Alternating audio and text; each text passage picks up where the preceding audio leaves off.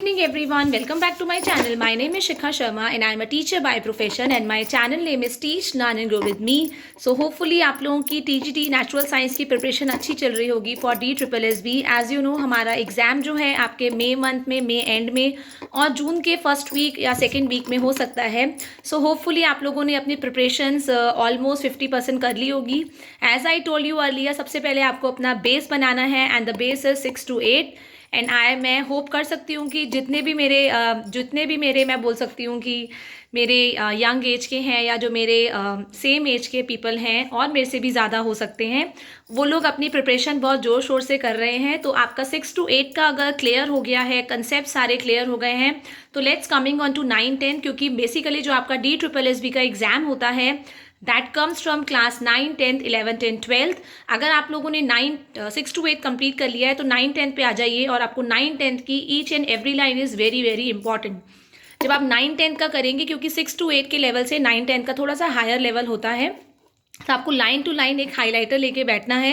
And if you are preferring notes, अगर आप notes बनाते हैं तो it's well and good. Otherwise अगर आप NCERT आपको बहुत अच्छे से समझ में आती है तो आप अपना हाइलाइटर लेके बैठिए और ईच एंड एवरी लाइन, जो NCERT की एक एक लाइन होती है उससे बहुत सारे क्वेश्चंस निकल जाते हैं DSSB में, तो आपको वो बिल्कुल नहीं छोड़ना है. एंड दैट कलर्ड बॉक्सेस आपने देखा होगा, ऑरेंज कलर के बॉक्सेस, ग्रीन कलर के बॉक्सेस, पिंक कलर के बॉक्सेस है हमारी NCERT में.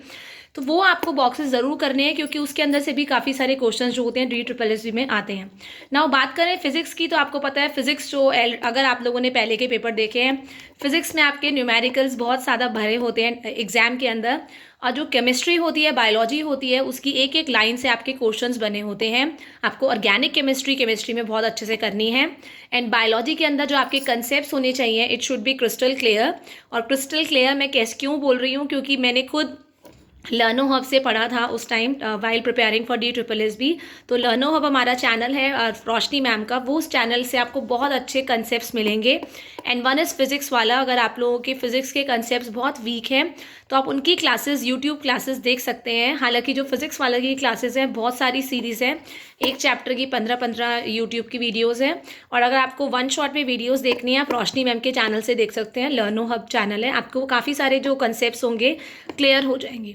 राइट. देन जब आप लोग 9, 10th भी कंप्लीट कर लेंगे, क्योंकि जब आप 9, 10 करेंगे ना, आपके जो 50% सिलेबस होगा 6 से लेकर 10 तक, आप मान लीजिए कि 50% सिलेबस आपका कंप्लीट हो गया है, फिनिश हो गया है.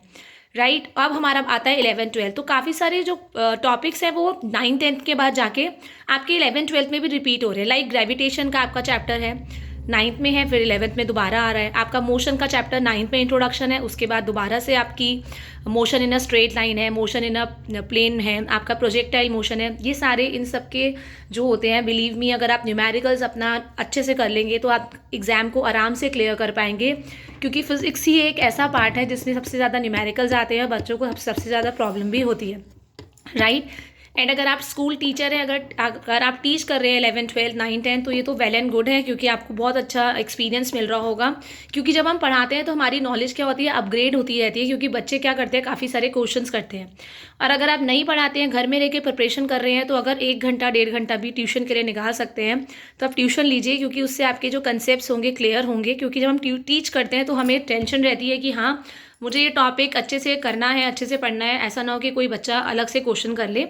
यूट्यूब पे काफ़ी सारी वीडियोस भी हैं अगर आपको कंसेप्ट समझने हैं. As I told you, Learno hub physics Wallah की भी क्लासेस हैं, केमिस्ट्री की भी आप लर्नो हब से क्लासेस ले सकते हैं. और जो बेसिकली आपको ज़रूरत पड़ेगी वो 11, 12 में पड़ेगी, क्योंकि 10 तक की जो साइंस है वो आपको आराम से समझ में आ जाएगी अगर आप एक अच्छे स्टूडेंट रहे हैं अपने स्कूल टाइम में, या BEd भी आपने बहुत उससे किया है. सो आफ्टर दैट जब आपको लगता है कि हाँ, मेरा 50%, मोर देन 50% सिलेबस कंप्लीट हो गया, then coming on to MCQs. आप MCQs कर सकते हैं. हम लोगों ने अपने टाइम में 9, 10 का किया था, अगर आपको याद हो, लखबीर सिंह, मंजीत कौर, आप उससे कर सकते हैं. उसमें काफ़ी सारे MCQs दे रखे हैं. स्टिल अगर आपको कोई डाउट है, you can always ask me in the comment session. Thank you everyone, have a nice day.